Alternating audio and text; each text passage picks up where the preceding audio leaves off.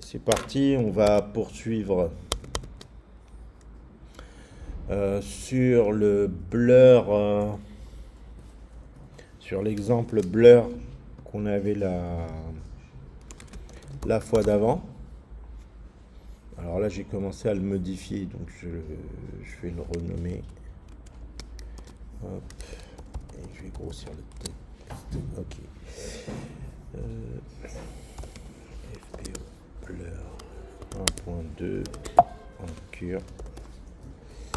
Ça. Alors ZXEF. Donc on part de celui-ci.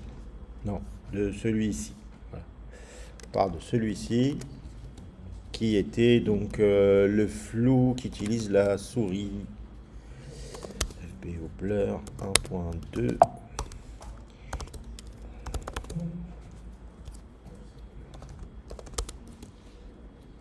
Cet exemple-là. Donc l'idée maintenant, c'est de prendre le petit liseré jaune de chaque cube et considérer qu'il est un peu émissif. C'est-à-dire, il va émettre de la lumière, on va essayer de faire ce qu'on appelle le bloom. Le bloom, pour rappel, si vous tapez bloom et OpenGL sur le net, vous allez avoir quelques exemples. Ici, cet exemple-là, donc sans, avec, cet exemple-là avec bloom.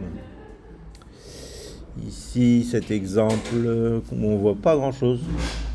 Non, là vous voyez pas le bloom, mais vous voyez plutôt une partie de la technique qui consiste à en fait, justement fabriquer une deuxième image qui concerne juste qu'est-ce qui est émissif dans la scène.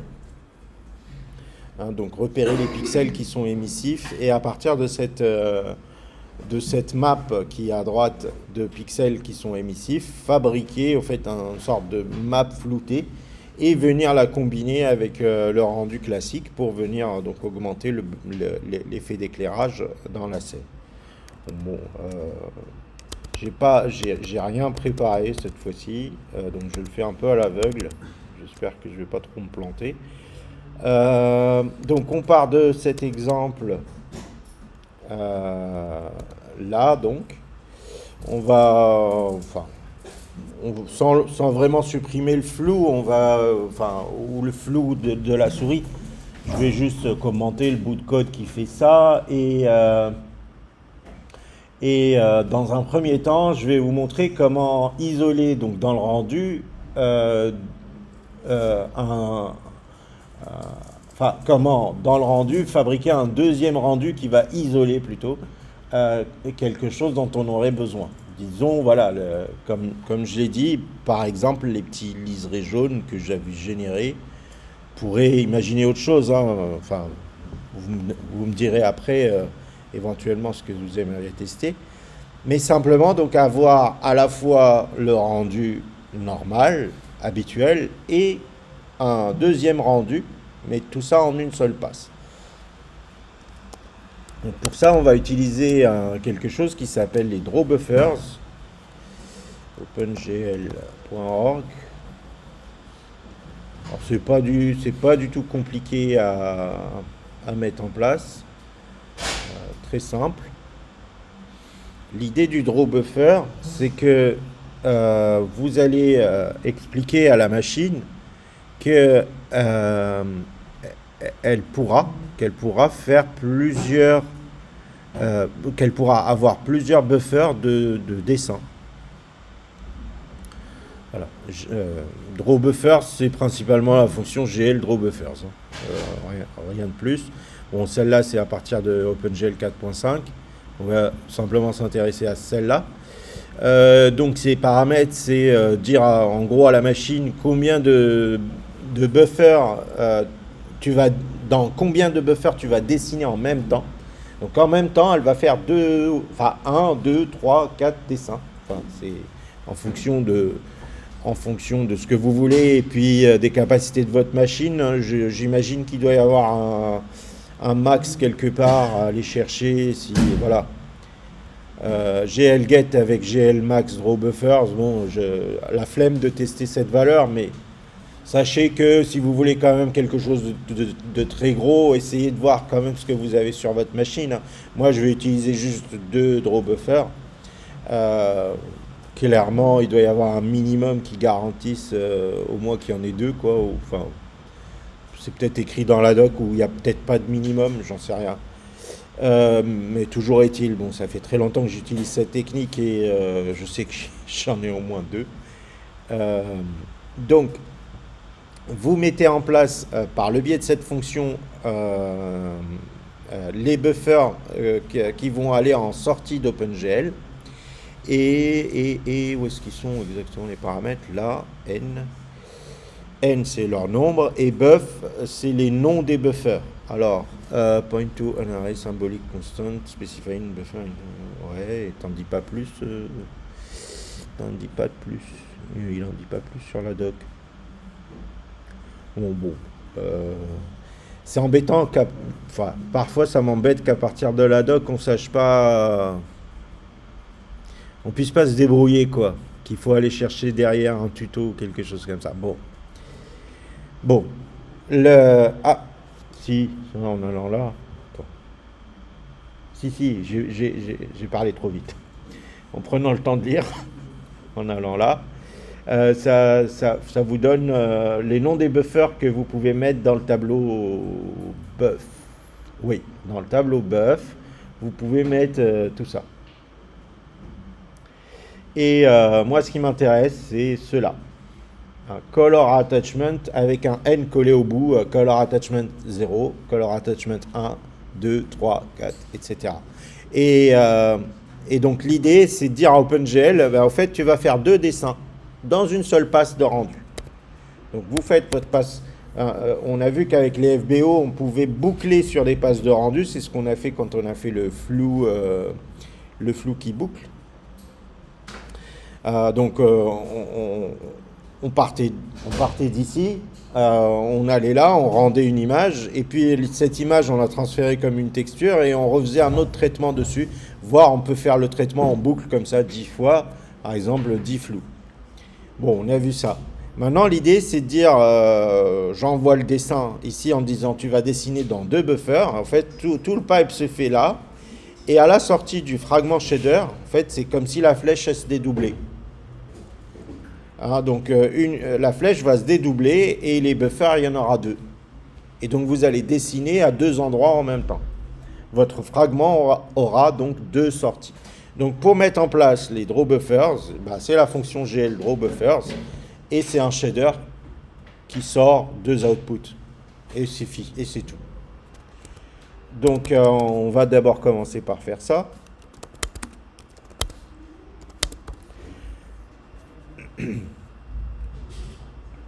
Donc dans notre code, on avait le rendu, on avait une première passe où on c'était le FBO, où on collait deux textures, une de couleur et une texture de profondeur pour faire un rendu 3D.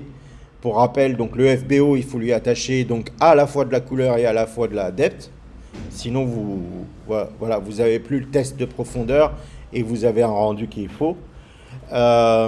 Et une fois qu'on a fait ça, ce qu'on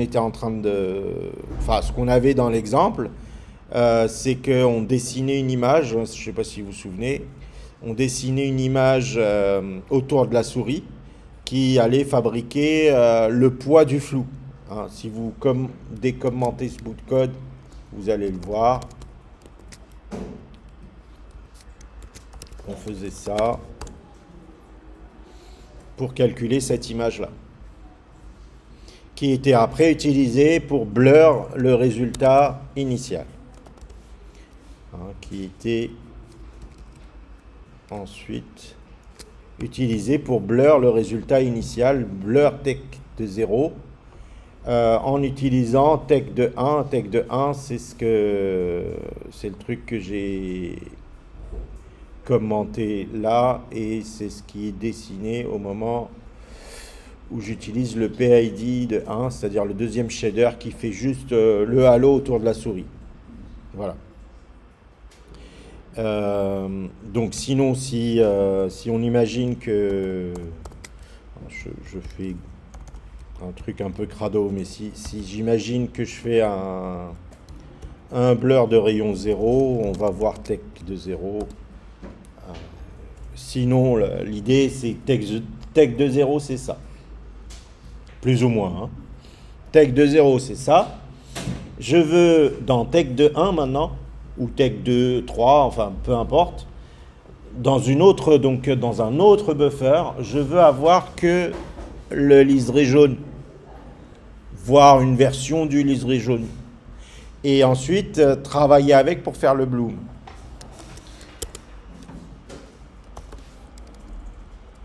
Donc, tout en haut, je déclare un tableau d'entiers non signés que je vais appeler attachment.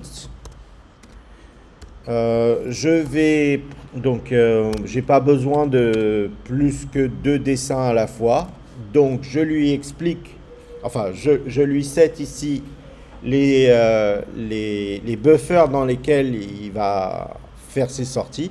Et donc, je lui dis qu'il doit dessiner en GL Color Attachment 0 et en GL Color Attachment 1. Voilà. Ça, c'est mon tableau buff de la doc. Hein, c'est le tableau buffs. Et donc, qui est N pour lui dire, tu mets 2 ou tu mets 1. L'idée, c'est quand vous êtes à 2, à un moment, il va falloir passer à 1 pour refaire du dessin normal. Si à un moment, vous en avez besoin. Donc, c'est pas parce que vous passez à 2 que vous devez tout le temps rester à 2. Donc ici, réellement, quand j'ai besoin de 2, c'est au moment où je vais bind mon FBO et attacher un deuxième buffer de couleur. Je vais avoir besoin de lui spécifier qu'il a 2 draw buffers. Donc, c'est là où je lui dis GL draw buffers, comme ça. GL draw buffers. Avec S, GL draw buffers 2 dans mes attachments. Voilà. Va chercher dans attachment 2 éléments. Et donc, comme j'ai spécifié le color attachment 0 et le color attachment 1, il faut attacher via le FBO, il faut attacher justement 2 textures différentes pour avoir votre résultat dans 2 trucs différents. Donc là, ça veut dire que à la suite de ça, a priori, j'ai dessiné dans 3 textures au total.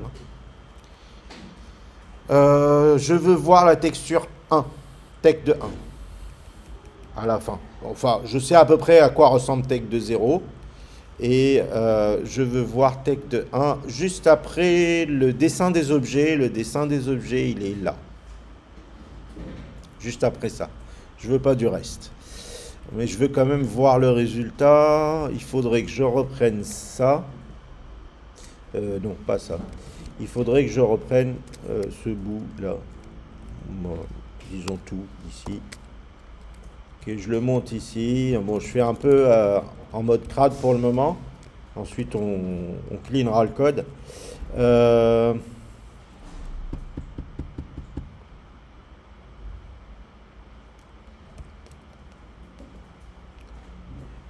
Non, je veux la texture.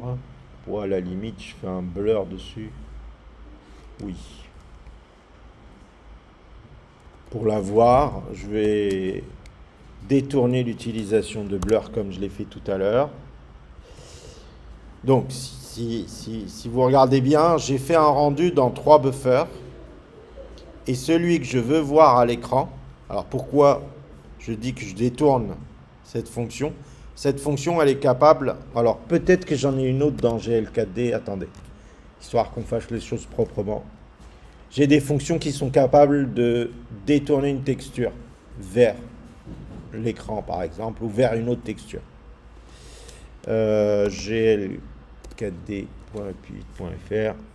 Euh, Comme je les utilise pas souvent, je me souviens pas exactement de leur nom. Je pense que c'est tech tout quelque chose.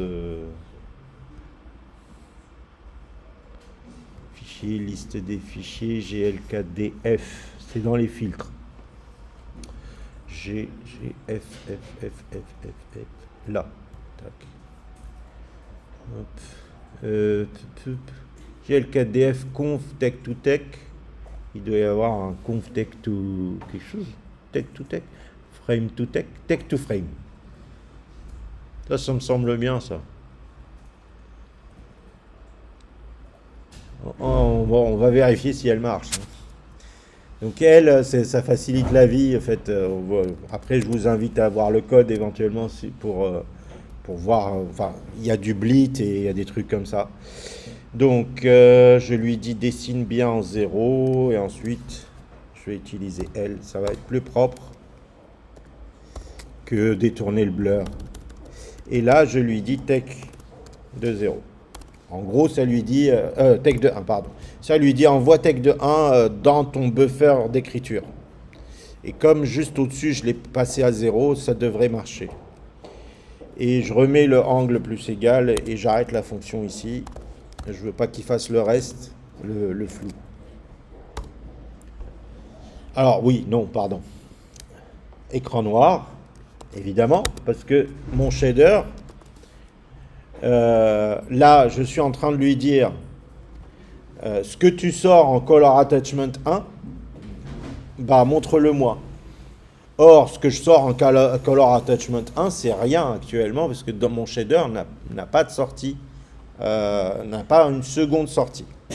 Donc maintenant, il faut aller dans le shader. Comment il s'appelle? Light.fs. Le light.fs, c'est celui qui calcule. Le light.fs, c'est celui qui calcule le coloriage des cubes. Et vous voyez ici ce if teste si la coordonnée de texture en X est presque à 0. J'ai une fonction qui s'appelle presque. Presque à 0, la coordonnée X. Presque à 1, la coordonnée X. Presque à 0, la coordonnée Y. Presque à 1, la coordonnée Y. Dans ces cas-là, je dessine du jaune. C'est le liseré jaune dans les cubes. C'est lui que je veux, au fait, quand je veux, enfin, je le veux à part, en fait, dans une map à part, pour pouvoir l'utiliser comme du bloom.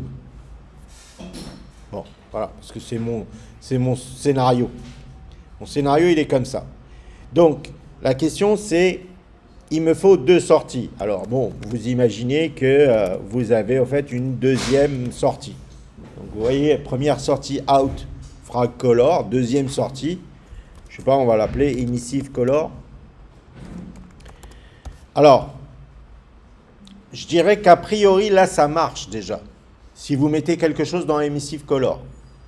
Mais c'est pas vraiment juste. Vous tablez sur le fait que vous avez déclaré la première puis la seconde et vous êtes à peu près sûr qu'il va utiliser la première comme première sortie, la deuxième comme deuxième sortie. Pour être vraiment... Bon, on va le tester. Hein. Et après, je vous montrerai, pour être vraiment juste et sûr de ce qu'on est en train de faire, on ira s'inspirer des entrées qui sont de la même chose. En fait, le problème de GL, c'est que l'entrée et la sortie, bon, c'est câblé sur des données qui viennent du côté CPU. Donc, c'est une communication entre deux environnements qui ne se connaissent pas bien, quoi, qui ne peuvent pas utiliser des noms pour lui dire « Ah, bah, au fait, je prends ta variable qui s'appelle tant X ou Y et je l'utilise comme ma sortie. » Non, en réalité, c'est je prends la color attachment 0 ou la color attachment 1. Mais à quel moment j'ai dit que l'une c'était 0 et l'autre c'était 1 voilà. Donc bon, on va quand même essayer comme ça, en disant ici, ok, je veux la emissive color, je veux la même chose ici.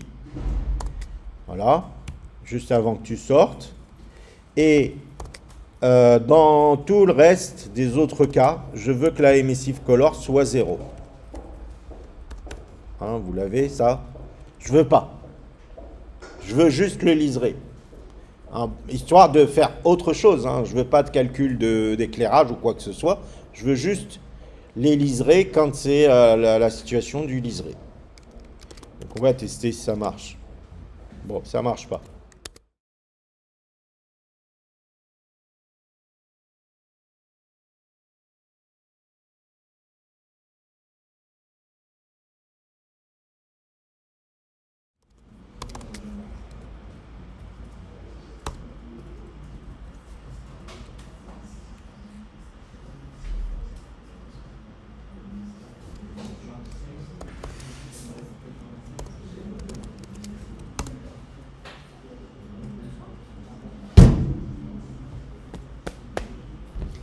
Bon. Youpi! Bon, c'est les joies d'OpenGL, ça. Hein. Bah, peut-être qu'il faut prendre le temps de lire la doc. Mais franchement, je trouve ça stupide. C'est les joies des variables globales, des machines à état. Qu'est-ce que j'ai fait pour que ça marche? Bah, simplement déclarer que les draw buffers étaient 2 après avoir bindé. Franchement, je vois pas enfin, je vois pas spécialement la nécessité d'avoir imposé de binder le FBO avant de dire oh, au fait, je vais avoir 2 draw buffers. Au fait, bon, voilà. Effectivement, l'écran étant un buffer de dessin, il a qu'un seul color attachment, l'écran. L'écran, c'est qu'une seule sortie pixel.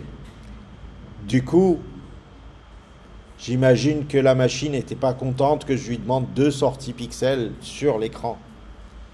J'ai le droit à 2 sorties pixels sur un FBO, mais sur un FBO autre que l'écran. Bon, ben voilà, la source de l'erreur était là. Maintenant, on revient en arrière pour essayer de voir qu'est-ce qui fonctionnait quand même dès le début. Allez, go. Donc, première question. Est-ce que les layouts sont obligatoires? On va les commenter pour voir s'ils étaient obligatoires. Mais dans tous les cas, je pense que c'est mieux de les avoir. Donc, on va remettre ici du noir quand c'est pas le liseré. Donc là, on a de la couleur plus le liseré. On n'est pas censé avoir de la couleur, on va avoir juste le liseré. Donc là, j'ai pas de layout. Je remets les layouts. Donc peut-être c'est parce qu'il n'y a pas les bons layouts et qu'il a un peu mélangé. Alors je veux que ce soit le 0 ici et le 1 là.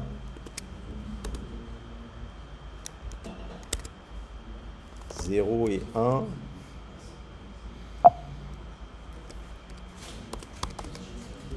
J'ai toujours de la couleur.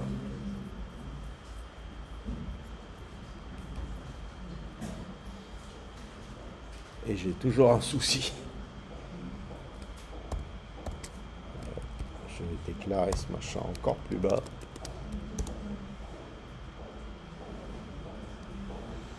Alors là, ce que je veux pas, je veux surtout pas avoir ce coloriage. Je veux que le liseré jaune.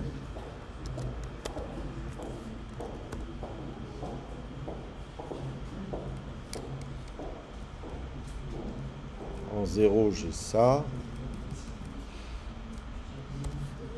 En 1, j'ai ça. Et en 0, j'ai quoi?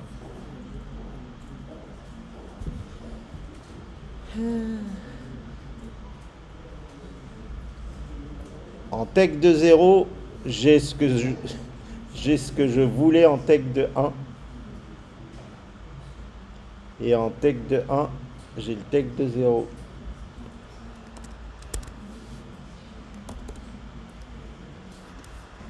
Où est le problème?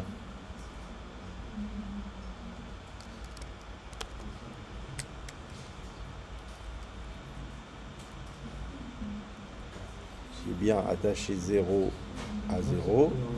1 à 1.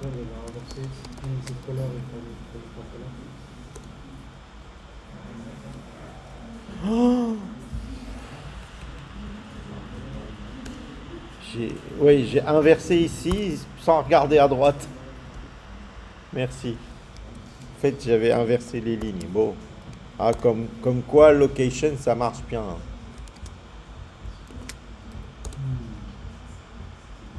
Voilà. Ouf.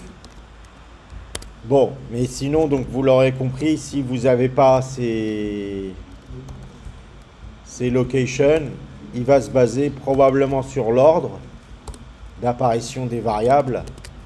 Mais pour moi, c'est pas suffisant. Ah bah non, même pas. Il le fait mal, vous voyez. Donc là, il a inversé. Et si je mets l'inverse comme ça, non, ça marche pas. Il écrase que le 0. Bon. Donc la bonne façon de faire, c'est quand même de forcer les locations des sorties. Ah, il fut un temps, j'ai vu que ça marchait en faisant n'importe quoi. Mais il vaut mieux pas faire n'importe quoi. Vous voyez, c'est la moindre erreur, on n'a plus rien. Bon, on a mis du temps à faire un truc hyper simple. Hein, mais c'est souvent ce qui peut arriver avec OpenGL quand on n'a pas mis la bonne ligne au bon endroit. Donc maintenant, on a notre liseré qui est dans un buffer à part. Et on veut venir mixer le flou de ce buffer. Hein, c'est à peu près ça que dit le Bloom. Hein, c'est une composition entre la partie éclairante qui a été un peu blur, avec la partie classique. La partie classique, on l'a en Tech 2.0. Donc là, il nous faut un shader qui va venir mélanger, qui va venir mix 0 et 1. D'accord ? En 1, on va quand même faire notre blur pour voir, hein, vérifier qu'on est bon. Donc, on veut faire un blur. Donc, elle fonctionne. Donc, ça, je vais remettre comme ça. Elle fonctionne. Mais, finalement, je vais faire un blur parce que là, maintenant, j'ai vraiment besoin d'un blur. Donc, j'ai besoin d'un blur. J'appelle la fonction blur. En tech de 1. Et on fait... c'est le deuxième paramètre, je ne me souviens plus. Je crois que c'est le deuxième. Non, ça c'est la sortie. C'est le troisième paramètre. Et on fait un petit blur de 10. Et on check qu'on a une sorte de blur. Alors, si on veut quelque chose qui est clair, c'est pas... Oui.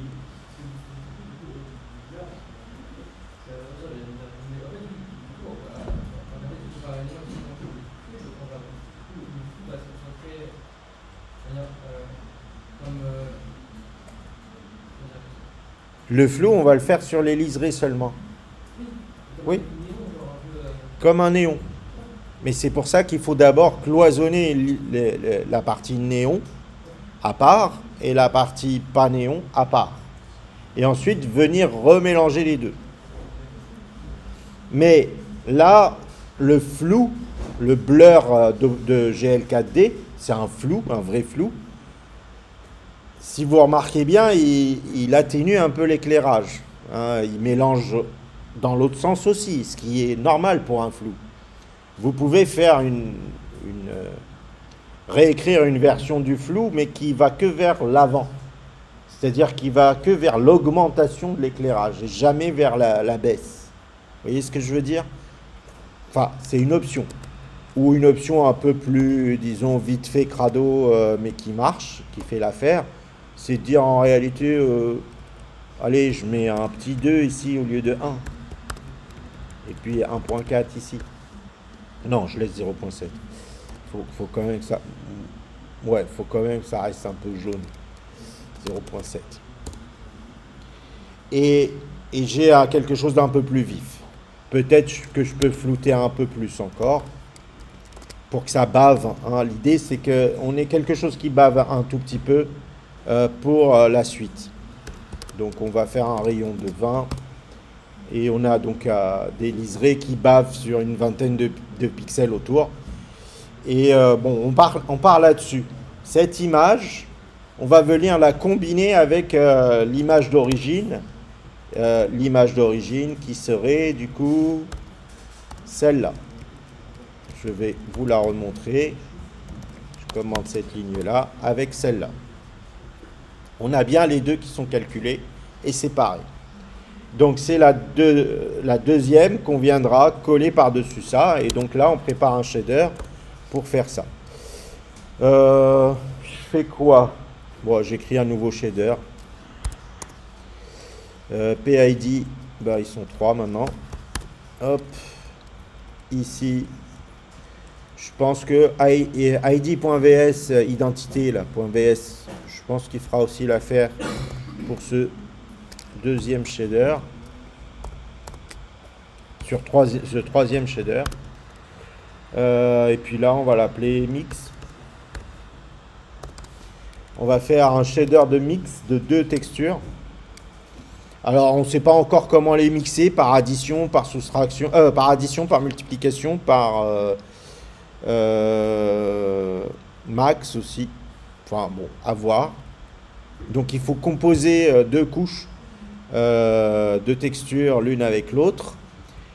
Donc, à la suite de ça, je désactive le depth test. Je passe en écriture. Je dirais même, je passe en lecture-écriture. Là-dessus. Je use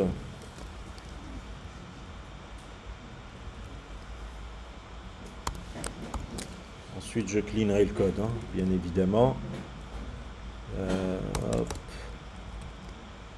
Je use le programme PID de 2, donc un nouveau shader. Ce nouveau shader a besoin de 2 textures.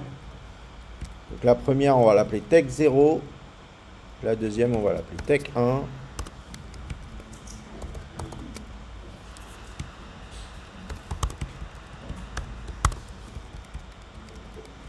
Il n'y a plus de FBO. Je dessine le quad, je repasse à 0. Je commande cette ligne-là. Je laisse l'angle augmenter et j'enlève le code de la souris qui sert plus à rien. Je l'enlève. Hein. Si vous voulez revenir dessus, bon, vous revenez sur l'autre exemple. J'enlève complètement tout ce qui concerne la souris. Hop, MX, MY. On fait plus la même chose là. Et ça. Comme ça, au moins, on a un code propre. Sans erreur. Ok, sans erreur. Ah, il manque le shader maintenant à créer. Il me manque. Hop, hop. Il est où le use program? Ah, il est là. Test.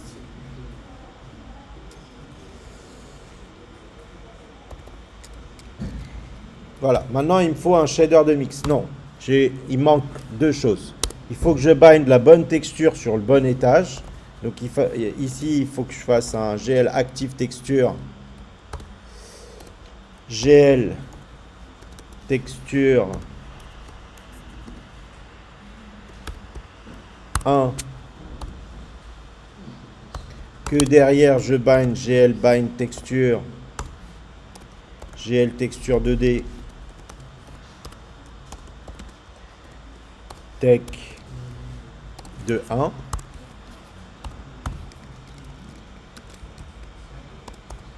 Et j'active texture tech de 0 et je bind dessus tech de 0.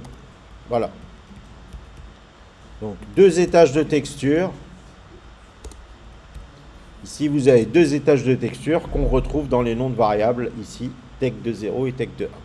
Et donc, il nous faut un shader de mix maintenant que je vais m'inspirer du shader mouse pour écrire mix. Et mix prend un sampler 2D tech 0 et tech 1. Une coordonnée de texture La mouse, pas besoin. Et on va venir additionner pour le moment. On va prendre la version la plus simple. On va dire texture de tech de 0 à VSO tech coord plus texture de tech de 1 à VSO tech coord. Je fais une addition. Déjà, première version, on essaye de mix par addition. Erreur. A priori, undeclared VSI. Ah.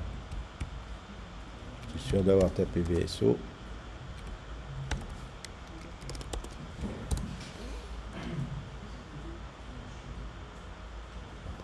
Alors,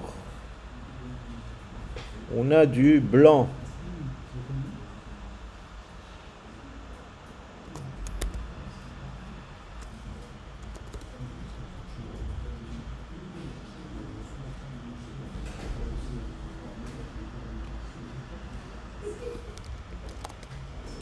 Ce qui est normal.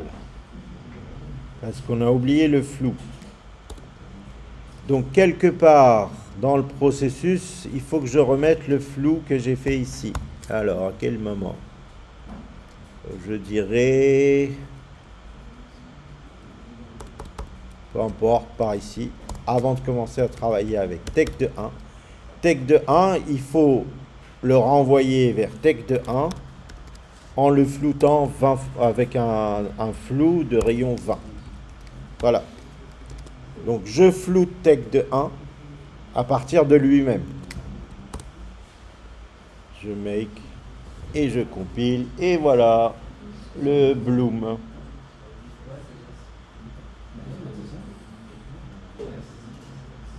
Alors je trouve que ça manque un peu de... ça bave pas suffisamment dehors. Même ça bave, hein, ça bave en dehors. Hein. C'est pas peut-être pas suffisamment. Donc après, à vous de voir... soit réécrire le blur au fait pour qu'il soit pas vraiment un blur mais quelque chose qui va que vers l'avant. Un blur ça peut effacer. Vous voyez là je fais un gros blur. Ça rame. Peut-être un blur de 30. J'étais à 20. 30 peut-être. Voilà.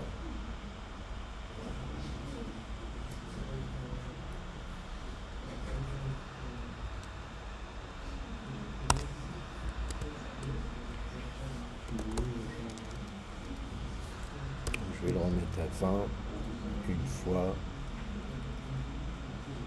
Et on est bon. Bon, ce code, il est plutôt propre. Hop. Je vous mets ce code toujours dans la même série en version 1.3. Make dist et mvfbo point